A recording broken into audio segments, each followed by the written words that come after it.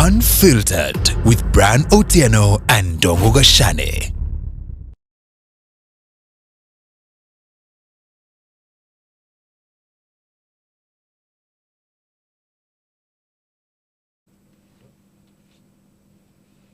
Hello and welcome to yet another episode of Unfiltered, a current affairs podcast that brings you unbiased analysis of news and focusing on politics.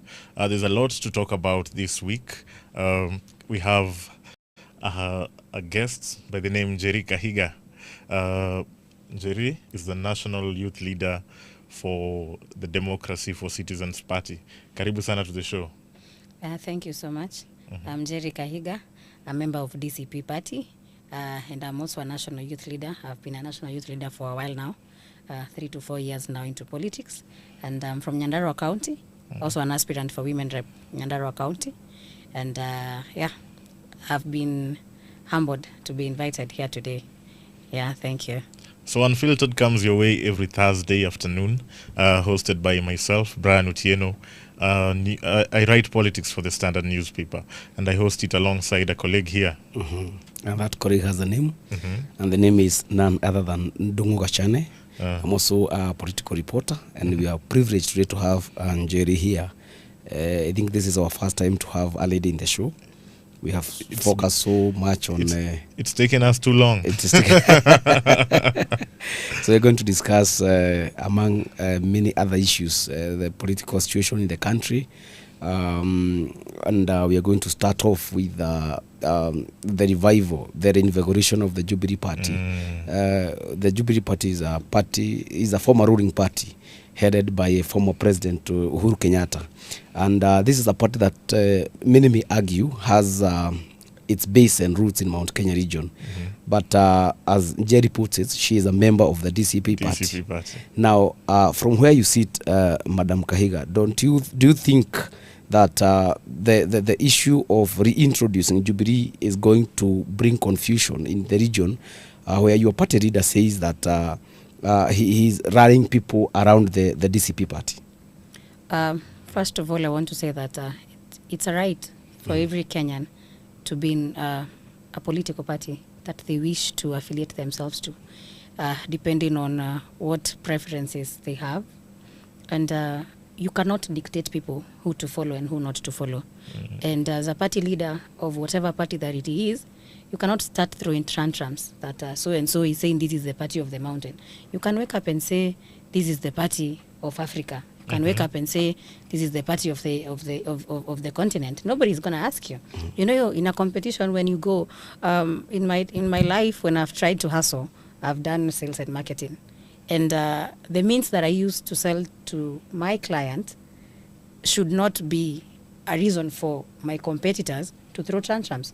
You can use better methods than mine, or you can mold yours to a better way that the person you are selling the product to can buy. So when Rigathi Gachagua goes to Mount Kenya and tells them, this is our party, it is within his rights. It is also within the rights of his listeners to respond and say, yes, this is the party.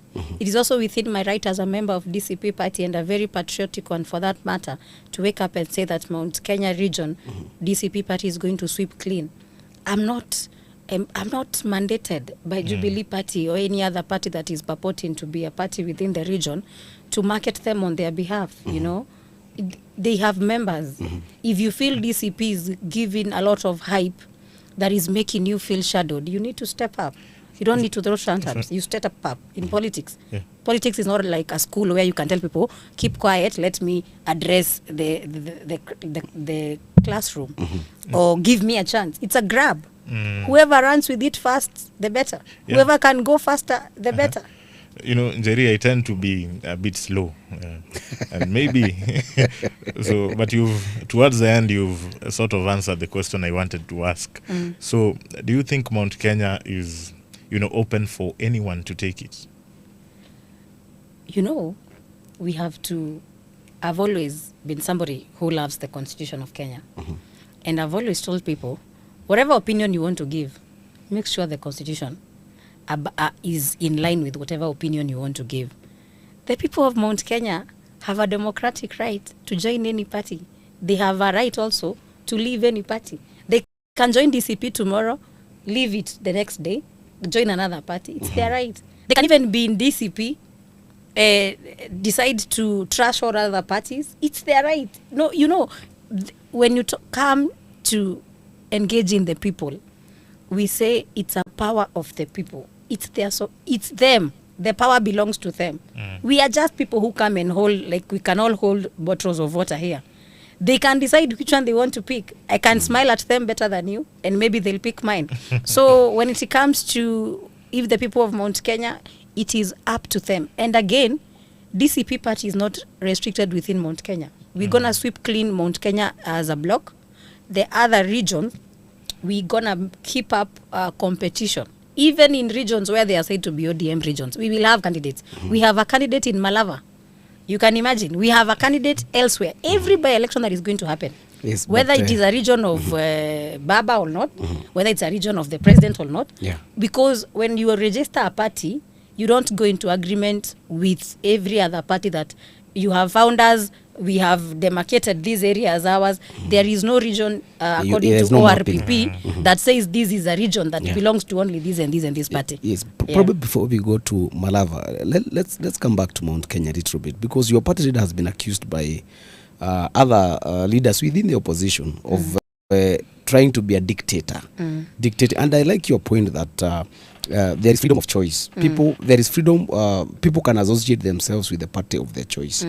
But your party leader says that if you do, anybody who comes with another party other than the DCP, any other party is just another form of wheelbarrow. It's a party that he claims is affiliated to President William Ruto. And then he says the only party that Mount Kenya region should follow is his party. Don't you think now, based on what you have just said then, that your party leader some sort of trying to dictate, trying to bully people into joining the DCP party?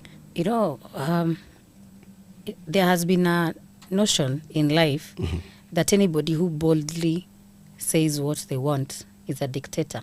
There's a difference between a dictator and somebody who is bold. Rigathi Gachagua, my party leader, is just bold in his message towards DCP party and rallying the Mount Kenya people towards DCP party.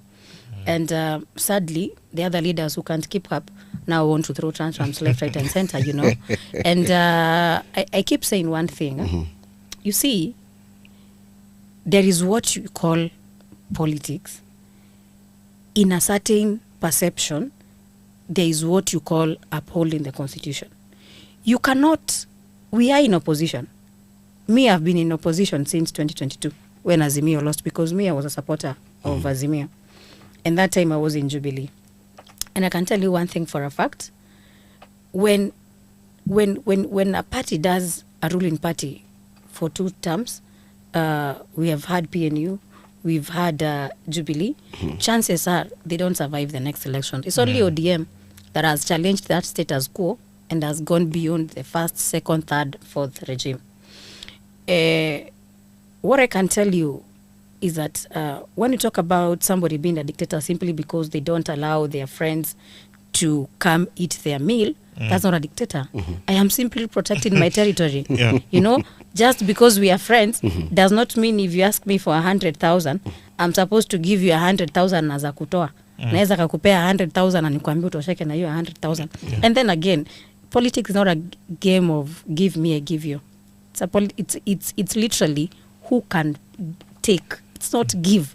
And I would really, yesterday we were at DCP headquarters, and my boss called and he was talking to the young people, and he told them, those are the leaders who feel like we are taking over, need to step up. And I would also want to echo his words. And that is not dictatorship. He's simply telling them, if we want the one-term agenda, you see, in the region, there are so many votes. Not everybody is going to vote for DCP. Why don't you go and focus on those few people who feel they want to support Kasongo? Because even today in Mount Kenya region, there are people who are saying 2-term. Why don't those other party leaders or principals or other parties go look for those people who are still in 2-term and try bring them to the 1-term movement? And as you try bring them to the 1-term movement, bring them in your political party basket. That way, the agenda of 1-term becomes a comprehensive agenda. It cannot be that DCP party organizes for rallies in Meru. We organize for parties across the mountain and everywhere, and we attend our rallies and we invite certain leaders. Then when it comes to your time to arrange for such meetings, you start crying. You know, the other last month there was a Jubilee roadshow in Nyandarua County. And it was very unfortunate that the people inside the rally who had come with it from Nairobi were many than those who were listening. Now, how do we blame DCP for that? How do we blame Rigathi Gachagua for being a dictator? Rigathi Gachagua did not dictate the people of Nyandarua not to show up and listen to Jeremiah Kioni. It's entirely a Nyandarua people problem with Jeremiah Kioni. Not your problem. And you've said something very important, that the former deputy president is bold. Yeah. We've seen equally bold politicians in the past. We've seen the likes of President Ruto, President Kenyatta, who also urged other fringe parties to fold up and join their parties. But in the end, they were forced to work with these smaller parties. Doesn't Gachagua learn from this history? They folded their parties? They did not fold. In the end, President Kenyatta, as well as President Ruto, had to work with these smaller parties, the Chama Chakazis, the Tujibebes, all these smaller parties, DP. You see, why not for the fact that politicians are afraid to tell Kenyans the truth?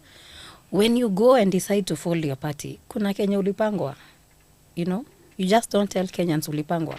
You just make it look as if it was an agreement. Even these ODM, UDA, what are they calling it? You know, this regime. Yeah? The MOU. The MOU. The MOU between ODM and UDA. You've seen some people have been appointed. Are they going to be there for free? They're on salary, allowances, you know, and other many privileges. So if ODM decides to fold, should they then again come to cry foul that DCP took seats in their region, yet they are the ones who went to bed with government? You know, people need to just be very honest with their members of the party.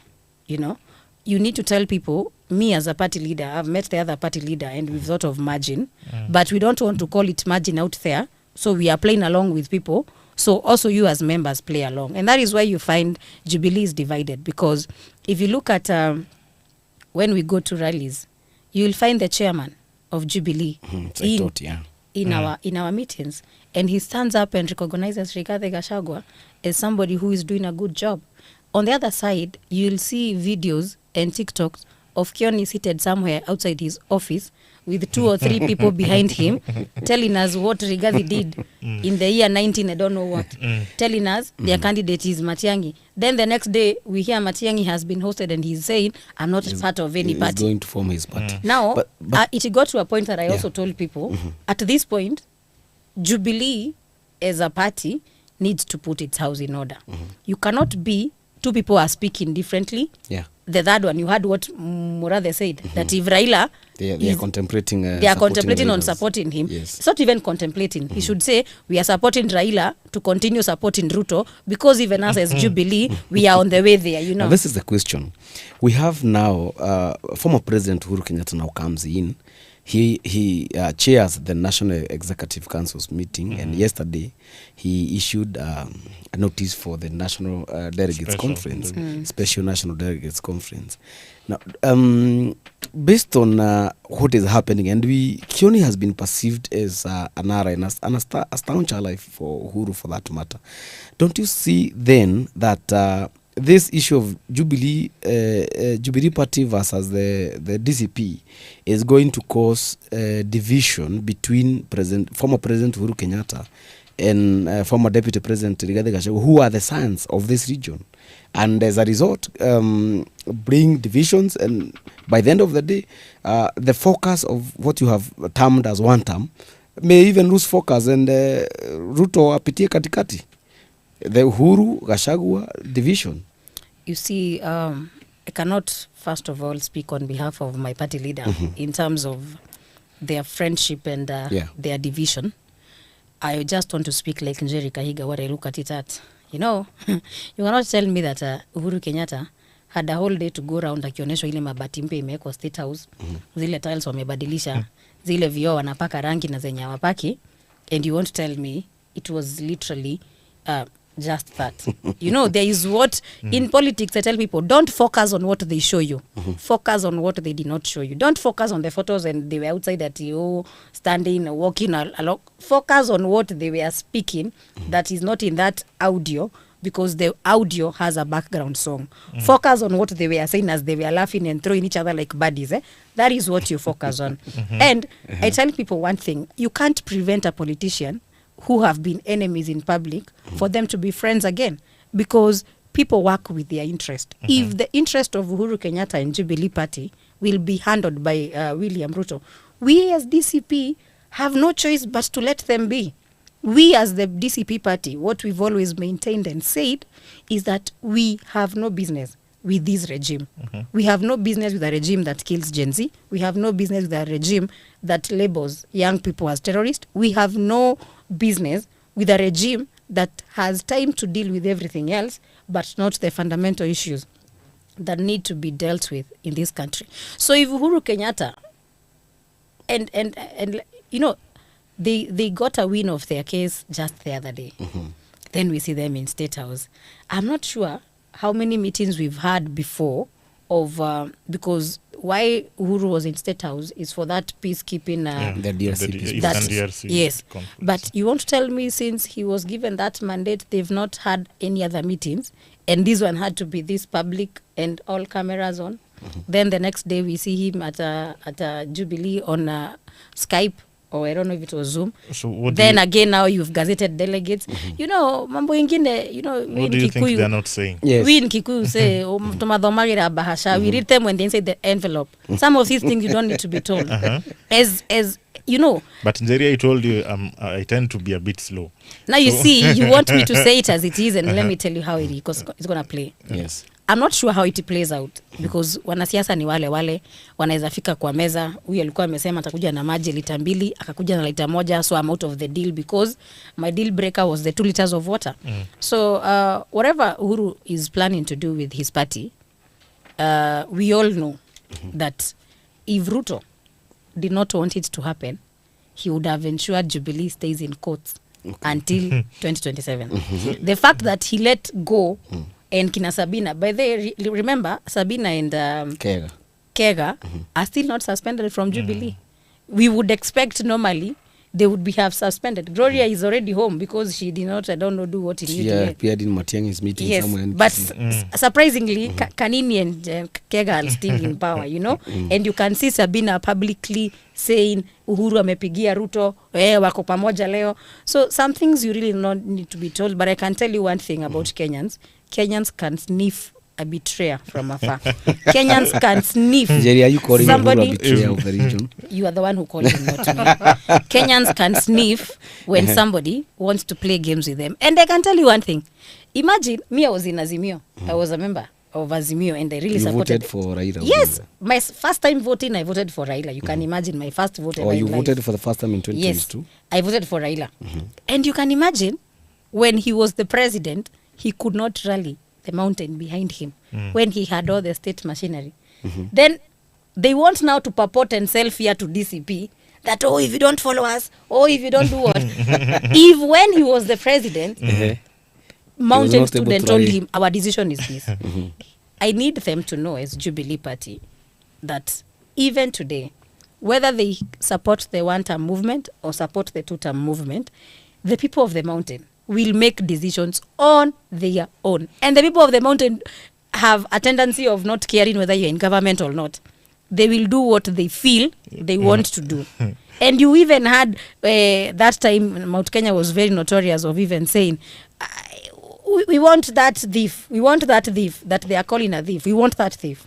So it's the people of the mountain have their freedom that you cannot curtail, and everybody can advise them, but the people of the mountain at the end of the day will do what they want. You know, Njeri, you speak in many parables for a national youth leader. Are you a Gen Z? Yes, I am a Gen Z. I'm 24 years. So Wow. she voted for the first time. For the first time, but Yes. she's full of parables. So, Njeri, Yes. what are you essentially saying? Is it that DCP will sweep Mount Kenya in 2027? I don't want to say the obvious because some of these things are quite obvious. But for the basis of the records, I want to tell you that the next government that is going to come in, which is going to be made by us as the one-term movement, if I don't know the exact number of members of parliament we have in Mount Kenya region. Yeah, around 60 or something. Yeah, I can bet you we will have swept. Kama kutabaki moja nje, you know, sometimes you cannot fully do 100%, but I can promise you of 95%. Yeah. That's a very good assumption. But here we have a leader for the PNU party, Peter Munya, saying that wewe ni nani?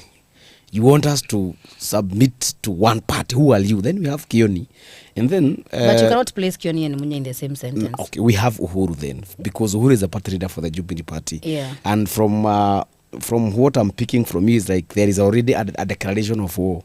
That is, if former President Uhuru Kenyatta is going to be not to sing to Gashagua's tune, then we may praise Uhuru, the party leader for the Jubilee party. Then we have Munya,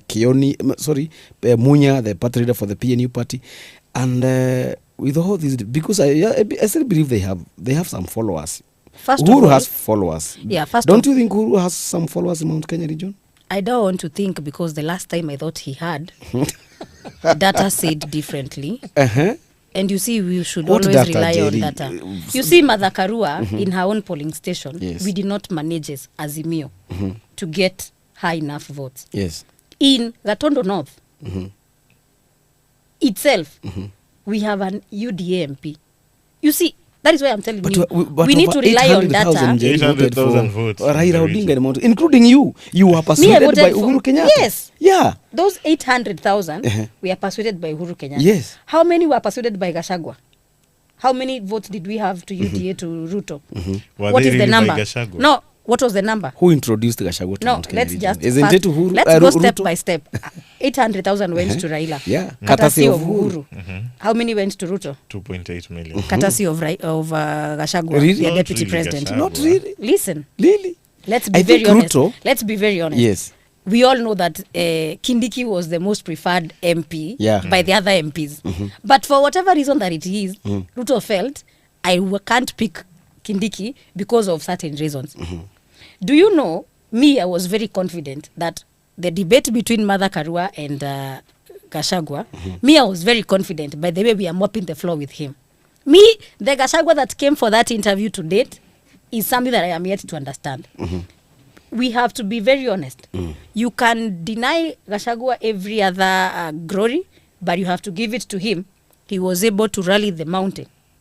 And remember, when things got very fiery between the two parties, you even saw demonstrations back then, people saying, no Gachagua, no Ruto. So, if we are talking about numbers, if we are supposed to talk about numbers between Rigathi Gachagua and Uhuru Kenyatta, because Ruto is not a part of the mountain, he's an outsider. Yeah. Raila is an outsider. So we can't say Raila managed to convince 800,000 people in Mount Kenya. We can only say, courtesy of Uhuru Kenyatta, he got 800,000 votes.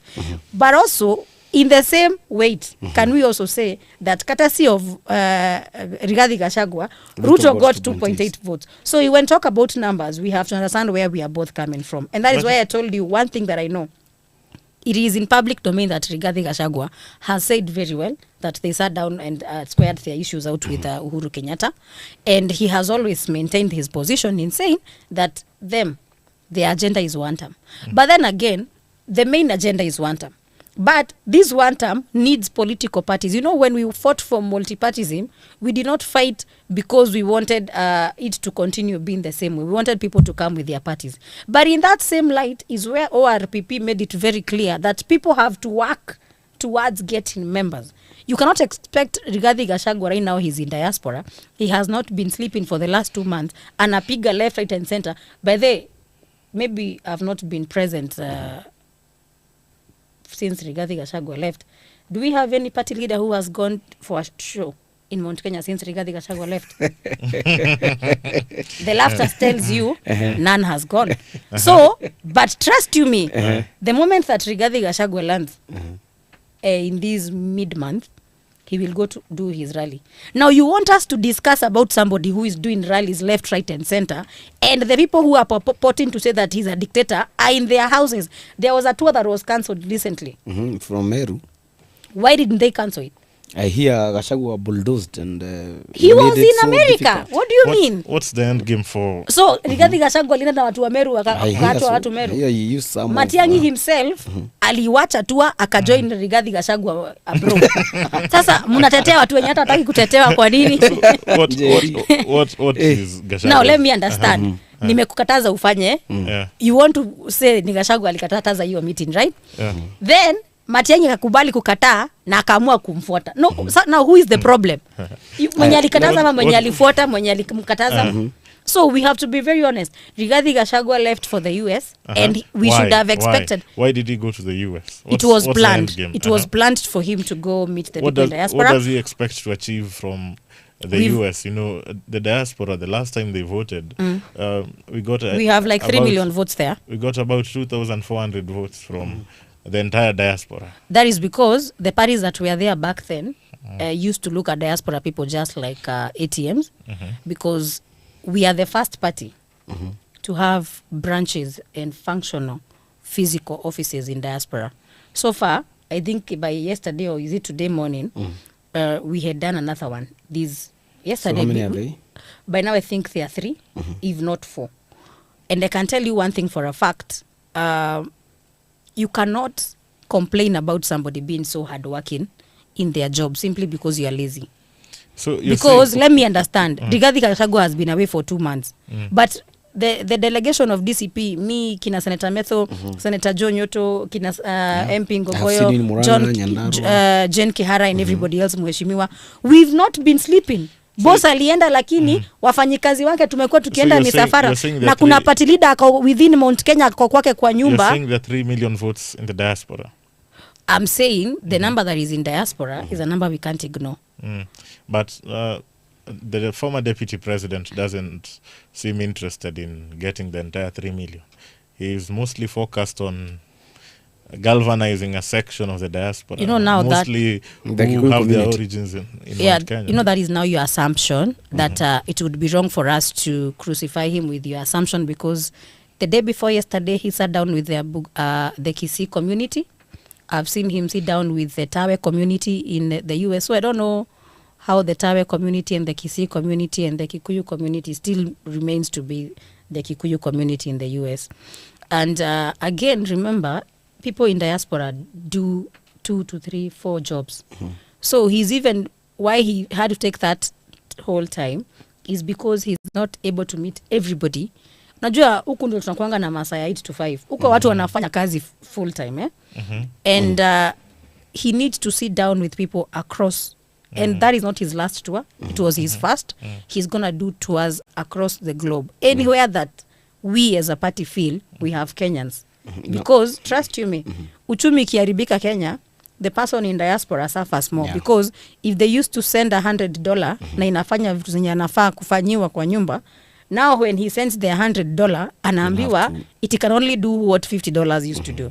So it is much more their business, because it is very unfair for those people abroad not to sleep or do very limited hours of sleep, and then when they send money back home they still can't feel the impact of their dreams that they had when they were living the country. Then again, I was to tell you on the issue of these people leaders when wanasema Gachagua anafanya. Me, if I was them, if I realize my competitor is not sleeping, I will also ensure I'm not sleeping. I wish these people were saying, Rigathi Gachagua alienda 2 months ago, tumepiga misafara 14 na bado wana insist. You know, you've been at your comfort of your home. You've just woken up one Sunday and gone somewhere and have taken the microphone.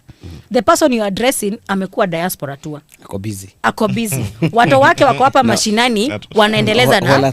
Have you seen the United Opposition in our rallies tangu boss aende?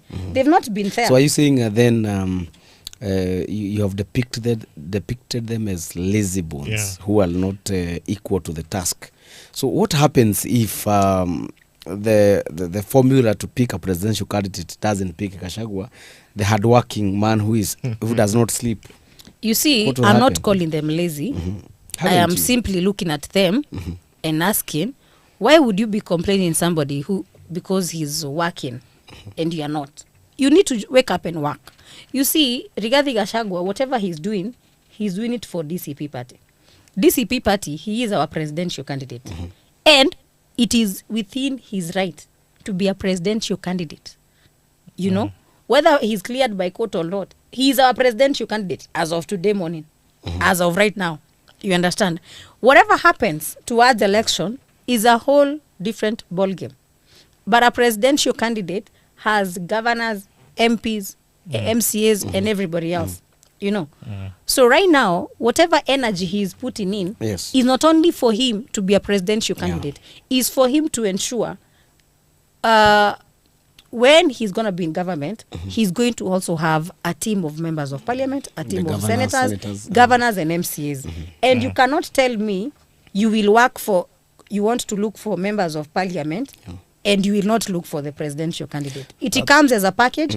Whatever is left of the package by the day we go to elections in 2027, we are good to go as a party. But for us, we remain and stand and saying that's fair. We are a united opposition. But we cannot curtail ourselves to move with the speed that everybody else is moving with for us to be called fair and for Rigathi Gachagua not to be called a dictator. There are some people, even I remember when I used to be in school, kulikuwa na watu wenye hawasomangi na mtihani kiguja wanapita. Kulikuwa na watu wengine wenye wanashinda kwa vitabu na mtihani kikuja they still will not wananoa. When Gachagua is in the US, some people claim that he's not patriotic because it seems like he's decampaigning his own country. When he seems to back the United States government move to review the status of Kenya's NATO ally, when he says that he supports the US, some people claim that he's not patriotic and he's like celebrating when the US wants to remove Kenya from the status of being a NATO ally. What do you have to say about that? You see, I would want to respond to your question by simply asking a very also simple question. Which one is not patriotic? Me supporting a murderer or me supporting the person who is questioning the murderer? Which one is not patriotic? Because you see, if the evils that this regime has done to Kenyans were not at play, the US would not have any business bringing any conversation like that. You see, we cannot keep quiet when somebody is killing us ndio tusiambiwe ati sisi sio patriotic. Our patriotic duty is to uphold the constitution. By the way, upholding the constitution comes first before politics. Before tuseme two term, one term, the first thing is upholding the constitution.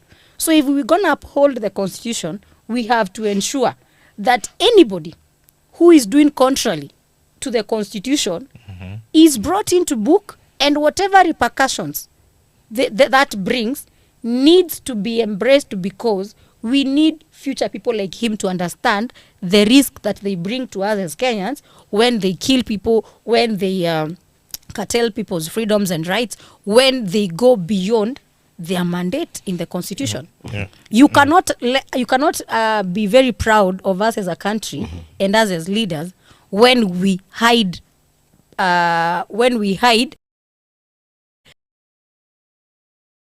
people who are doing the same things have sworn to defend by the constitution. It's like you telling me hutaki neighbors, like if it's like a very simple and local example. Bibi akipigwa na bwana, that is marital problems.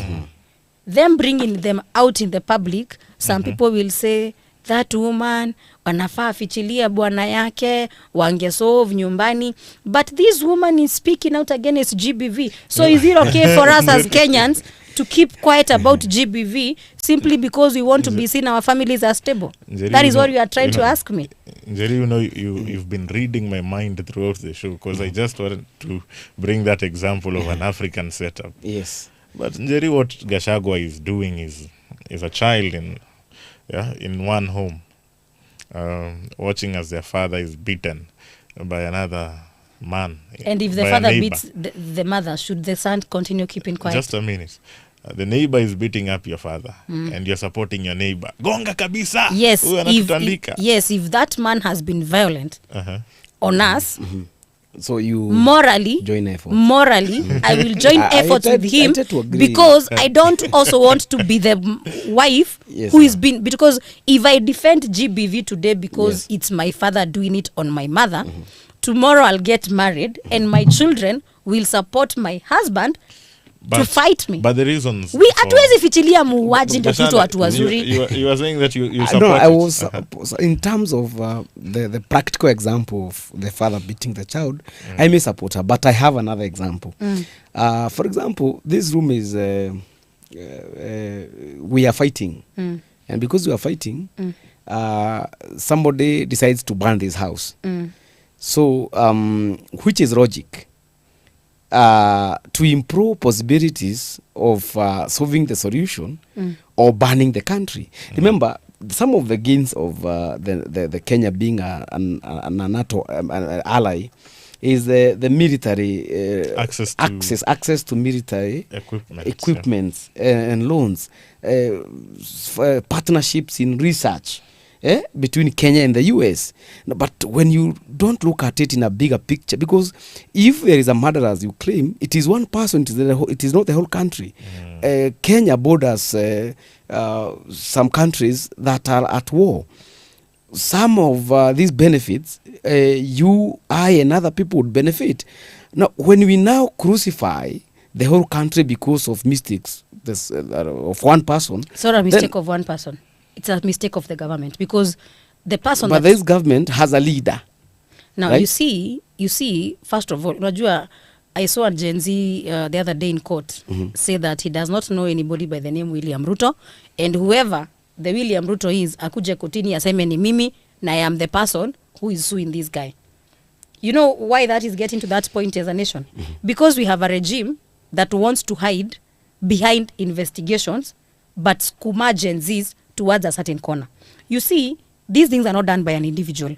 They are done by institutions that are supposed to be protecting the Kenyan people. One, let us talk about our DCI. It is now a political tool for the president and Kenya Kwanza regime to pick whoever they want to pick at any time. But today, if your MCA has a problem with you, utalala ndani. And it's not because you should, but simply because whoever is singing to the tune of that regime. Let us go to parliament. We have a parliament that cannot discuss anything fundamental, but they have a whole afternoon to discuss Rigathi Gachagua, who they impeached. They are discussing somebody who they impeached a whole afternoon, but they don't have time to discuss of the children who have been killed, the children who have been brought on terrorism charges. They don't have time to discuss our girls who BBC aired are being sex trafficked. Ujasikia bunge ikidiscuss hiyo. Lakini the discussion of Gachagua ikikuja kwa bunge, they will have a whole afternoon for that. Do you know that we have adjourned the parliament not once, not twice, because we don't have numbers to discuss very fundamental issues? That is the parliament. Senate the same. We have NCIC. So you're NCIC saying that cannot summon Kamket and the rest who say wataiba kura, who say watu fulani tutawafanyia nini, but they will summon Rigathi Gachagua or Senator Medho or Senator the one for Kiambu because they are in opposition. We are not bringing out our dirty linen simply because of the president.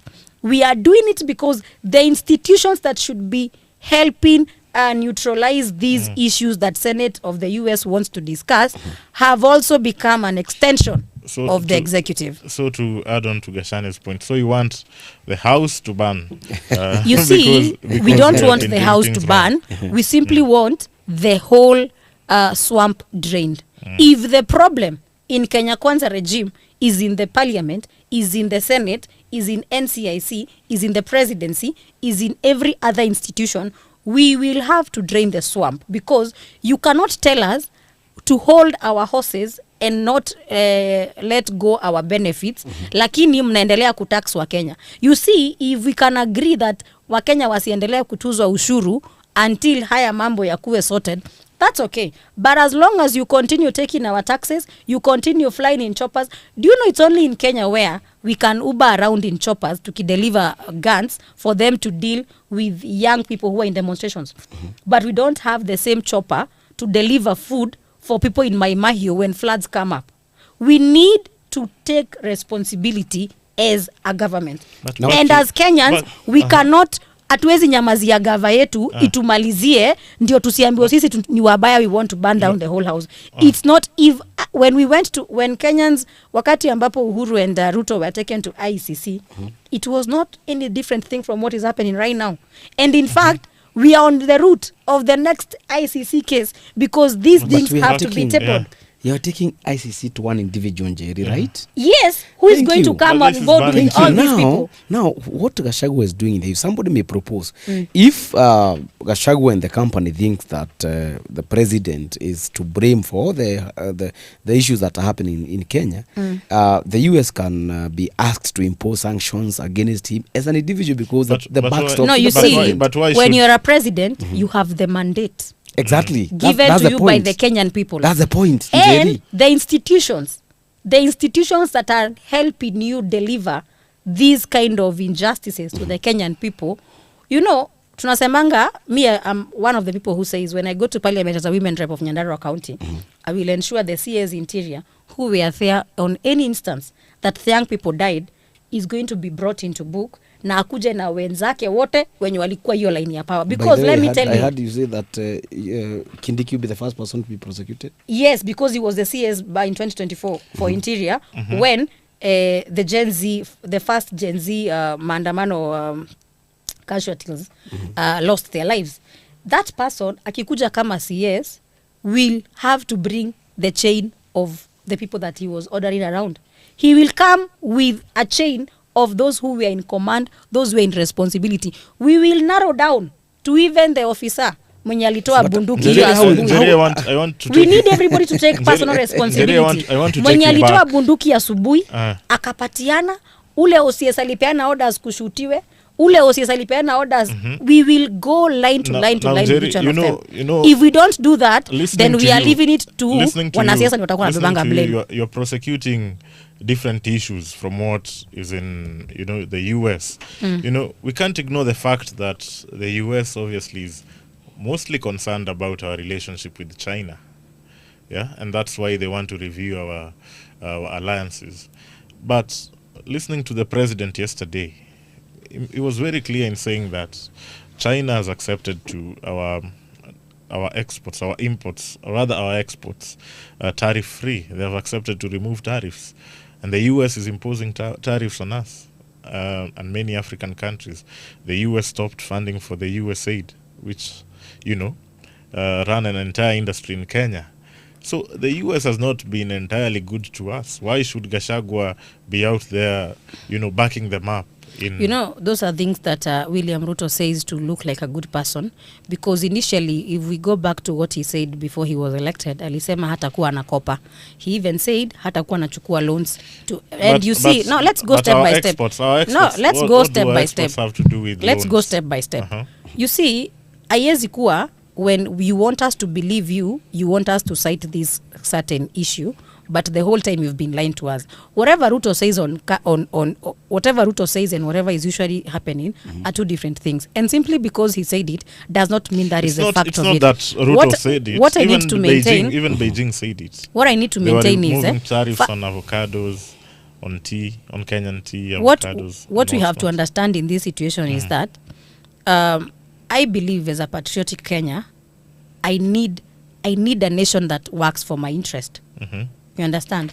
Not only works for the interest of wakipiga deals zao on ebedhe inaweza, they don't care about what me as a Kenyan my interest are. And in any deal that in our international relations, anything that is agreed upon or disagreed upon has benefits, merits and demerits. You understand?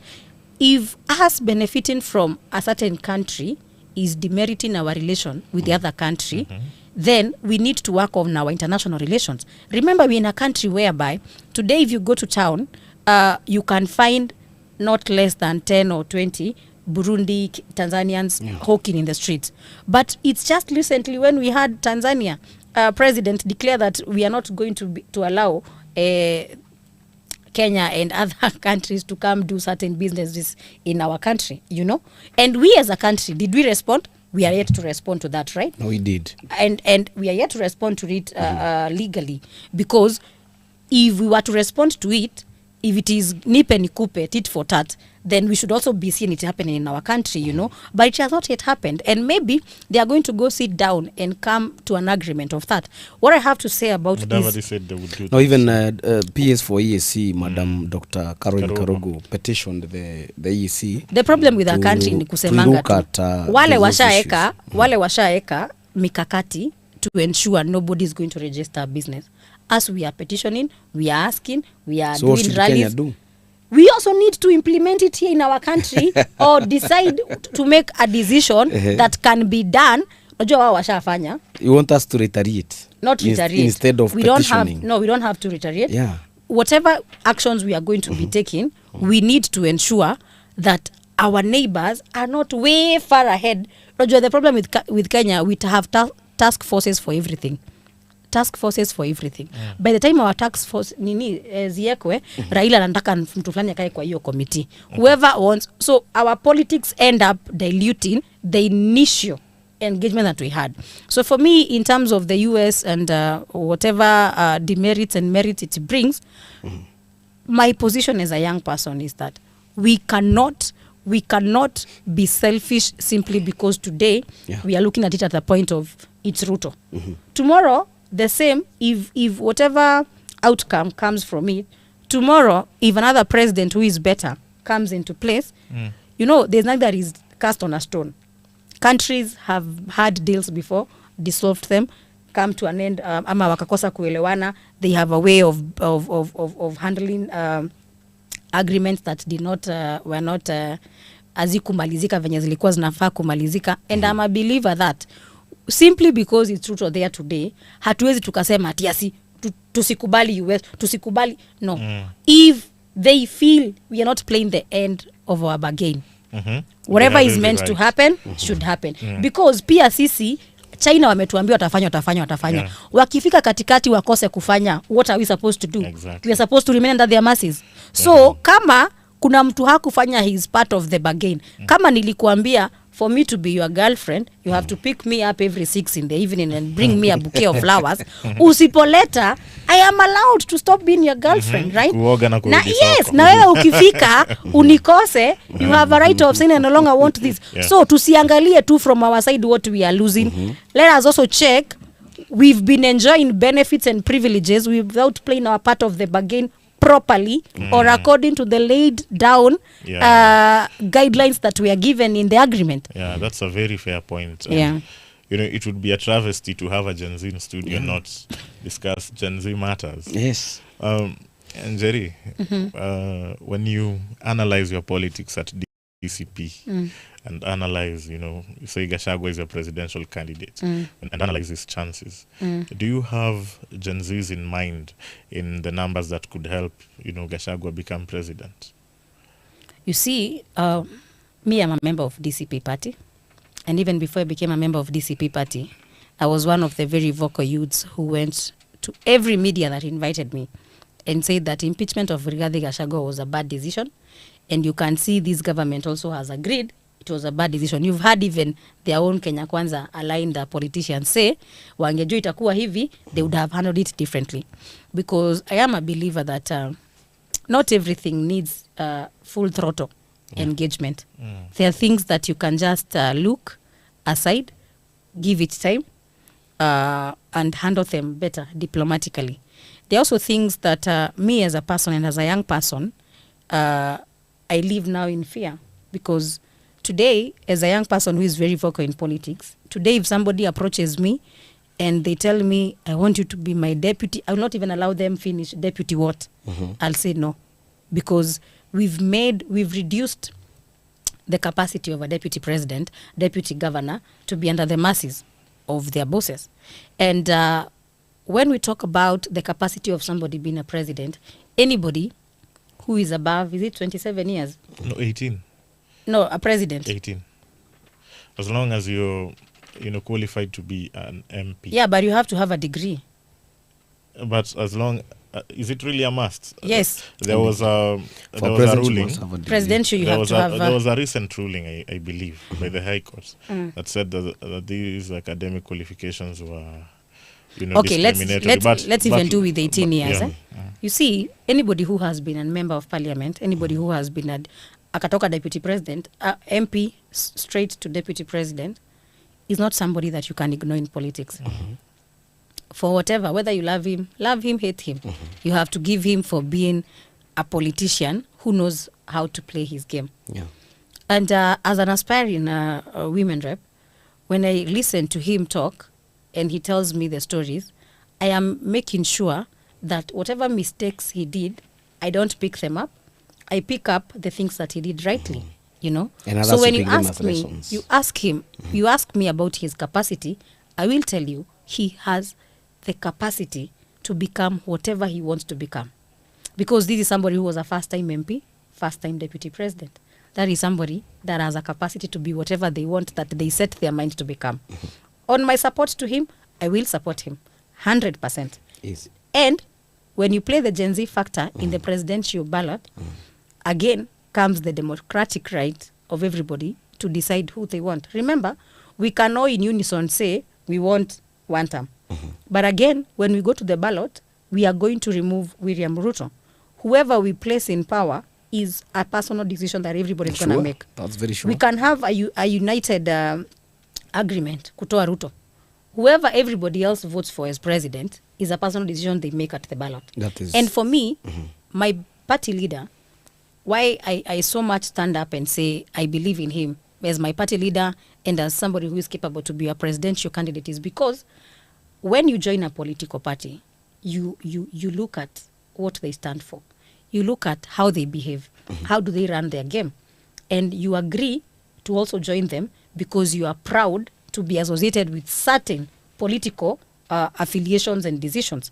And why it would be so wrong of me to sit down here and lie to you that mimi kama Gen Z ati siwezi kubali so and so akuwe nini ama asikuwe nini would mean I am also not somebody who is living up to the word that we as Gen Z say, accountability. But there is this issue. Gachani, before you, Nini, I just wanted to bring to your attention last year in January in 2023, the High Court lifted the requirement for presidential. Yeah, for you don't need a degree to be president. Oh, okay. Okay. The point, and it's a further question that Brian had asked about the Gen Z. Based on what they have done, they have forced President William Ruto to actually withdraw the finance bill. They also forced the president to dissolve the cabinet. So in as much as the opposition is coming together to get a joint presidential candidate, you cannot ignore the Gen Z factor. We cannot. And there has been feeling, or a general feeling or perception that Gachagua does not attract the Gen Z because he presents himself as a tribal leader, a tribal bigot, a person who is involved in the politics of the yesteryears, balkanizing the country into regions. And you agree with me that you cannot ignore the Gen Z factor. Do you see Gachagua or even your party attracting or getting favor from the Gen Zs? First of all, I want to disagree with that assumption that the Gen Z don't follow Rigathi Gachagua, because I am 24 years old and I stand up and we walk hand in hand with his guidance in our party. Yes. Senator Metho is also a youth. He's below 35. Gasheri, Not a below Gen Z. 35. He's a youth. Gasheri, 32 years. First of all, when we go to our neck, we as the DCP party have made it possible for the Gen Z to just not hold the youth leader position in the neck. We've went further to ensure that we have Gen Zs in other positions as serious as representative of international relations is a Gen Z, 26 years. Our vice, we have a vice who is 24 years. Vice so what? when she's the vice, Is that because Mabli Owino, her name is Mabli Owino. that is the vice? What position does he hold?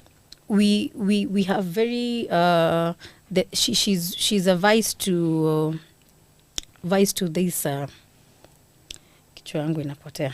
We'll come to that. It's when we talk about NEC members, yes, who are in DCP who are Gen Zs, we have 6 of them. Our youth chair being Wanjiko Thega, who is also a youth. So when you talk about Gen Zs, we have made it possible for the Gen Z waache kujiona tu kama the only seat they can sit at the table ni hiyo ya national youth leader. We've created other outside the normal youth league within the NEC.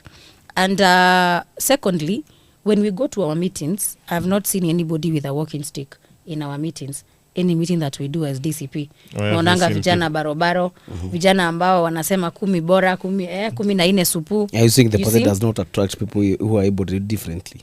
No, walking stick, I mean the old people.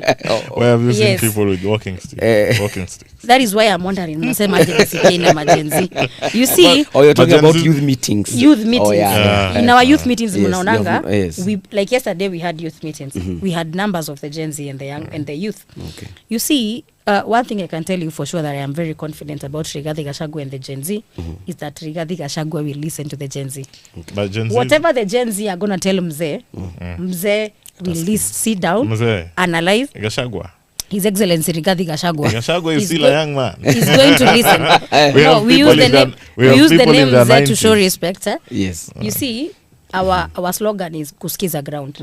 And I can tell you for a fact, Rigathi Gachagua has, anytime that any youth meets with Rigathi Gachagua, they'll tell you, he does not tell you, he listens. Yeah, and I've been listening when to you the look ground. at the photos that used to be taken in Wamonyoro there, you can imagine how many young people sat there. I was one of them who sat there.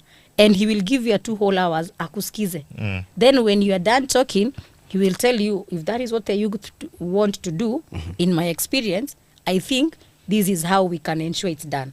And when it comes to presidential conversation, Rigathi Gachagua will hold numerous, many meetings with the Gen Z people. Ile watamuambia, Rigathi Gachagua will listen to the Gen Z. Now, he will ensure that even the principles that he is with in United Opposition stick to what the Gen Z say. Because he has been one of the person who have said, kwa serikali yetu, he will ensure that for every CS that we have, the PS is a Gen Z. Yeah. He has said, in terms of nominations and any opportunity that comes with any political office, he will ensure that 50% need the Gen Z. So I can tell you for a fact, they are Gen Zs ndio wadosi wetu. Njeri, I agree with you that I agree with you with what you're saying that the ground is saying. Say that the Gen Zs want to drain the swamp, and this swamp includes politicians like Rigathi Gachagua. You see, I can tell you one thing for a fact. Rigathi Gachagua will listen to the ground. Draining of the swamp, when we talk about draining the swamp, for instance, today we were to say, we say parliament is an extension of the executive. But honestly speaking, do we include people like Gacheri in that list? When we talk about the Senate is an extension of the executive, do we include Senator Metho? Do we include Senator Murango? Do we include the one for Kiambu? So in but every, why are you in every excluding? Are you saying only the people who follow? There's also Sifuna. Yeah, because we have Babu Owino. You know, it's just that you had made it very much about Mount Kenya. So you see, what I'm trying to tell you is, when we talk about draining the swamp, I can tell you for a fact, even if you were to, even if we were to decide as young people, we want to do away with those veteran politicians, in terms of capacity and ability, we might not be able to completely have a Gen Z president, nani kila mtu atakuwa Gen Z. Because again, being young is not a qualification for leadership. We don't use our age as a qualification. We only use it to say that being young with qualifications should not be the reason why unaambiwa ukae kando kidogo ungojee wale wazee wafanye kazi. And even when we talk about leading this nation, I tell the young people, mkisikiza Gen Z na msikie Kenya anasema haiwameki sense, msimchague tu because yeye ni Gen Z. You need to give merit if somebody is in their 40s and they can be a good governor, and I am 24 and I don't even have the qualifications to be one, we cannot use the Gen Z there. So when you talk about draining the swamp, we are also going to ensure the draining of the swamp is on merits and demerits. Kila mtu anasimama na karatasi yake, makosa yako ni haya. Mazuri yako ni haya. For this reason, wewe na Kasongo na baba mnaenda nyumbani. Kabisa. For this reason, wewe na wewe mtabaki bunge. For this reason, huyu Gen Z tutampea chance kwa sababu ametuonesha atakuwa better than hawa wenye tumebakisha ama in their same pace. So it's on merit. What a show. What a conversation. We can talk and talk. By the way, tumegonga over 1 hour, and you normally take 1 hour. Probably you can give us your final thoughts so that Brian can just wind up. My final thoughts, of course, will be to rally the young people to register as voters. Watu wachukue kura, watu wachukue ID. And for me to rally the government to stop making it its business to politicize the issue of watu kukua na ID, watu kuchukua kura. Because today the person you might make it difficult for them kuchukua kura, leo naweza kuwa anasema 1 term ama 2 term, tomorrow they've changed. And again, we cannot narrow down our rights to political affiliations and preferences. So, and finally, again, I also want to tell any parent who is listening to me today that we are hoping and praying that you can let us, this time as young people, inform you and update you on how we can vote as a young people, because it's our future that is more at stake. Because if today education collapses, it's we who as the young people are suffering, and you as parents suffer because nyinyi ndio mnalipa ile school fees mingi. For that reason, I am asking parents to allow the young people to be part of the conversation, and I'm also asking the young people to not allow themselves be used by any political party to push an agenda when their interests are not on the table. And I always tell the young people, if you're not given a seat at the table, you break the table, go form your own table. Because we cannot stay in a situation where tunapush agenda, alafu ikifika ni wakati wa keki kukatwa watu wakule, unaambiwa wewe songa kando, wewe ni kijana wacha kwanza nikule. And for the young people who are going for elective positions, keep going. We shall get there, because I'm also vying for women rep Nyandarua County. Tutafika pale. And I tell every young person, please, let us not be the youth that continue with traditions that hurt our electoral process. Hii mambo ya watu kupewa 200 ndio wakupee kura tuwache. Kwa sababu the moment unaniitisha 200, unanipea kura yako, nikienda bunge nitiwe 2 million, nipitishe finance bill, nitaifanya. So let us maintain our stand on accountability as Gen Zs. When we venture into politics, let us not just shout accountability because we are outside, and when we get in, we stop shouting the accountability. Na mwisho ni kuwashukuru for having me today here in studio. Na I want to also tell you as the media people that mjue huyu Kasongo anafinyilia kila mtu na wakati wake. Si mliona kuna wakati aliwazimia hizi cameras. Kwa hivyo muendelee kutuita, we ask for accountability, ndio siku nyingine akiwazimia. And by the way, I was in studio that day when you guys were shut down. Okay. Na niliongea sana na nika call out this regime. Kwa hivyo mnaona pia Gen Z pia sometimes tunaacha siasa, tunasimama na anybody mwenye amefinyiliwa, including the media. Asante sana Njeri, asante sana. We'll host you back here some other time. Thank you. That's it from us. I've been Brian Otieno, one of your hosts, alongside Ndungu Gachagua. Today we spoke to Njeri Kahiga. Asanteni sana. See you next week.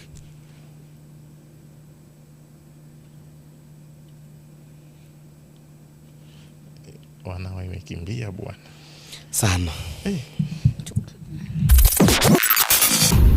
Unfiltered with Brian Otieno and Ndungu Gachagua.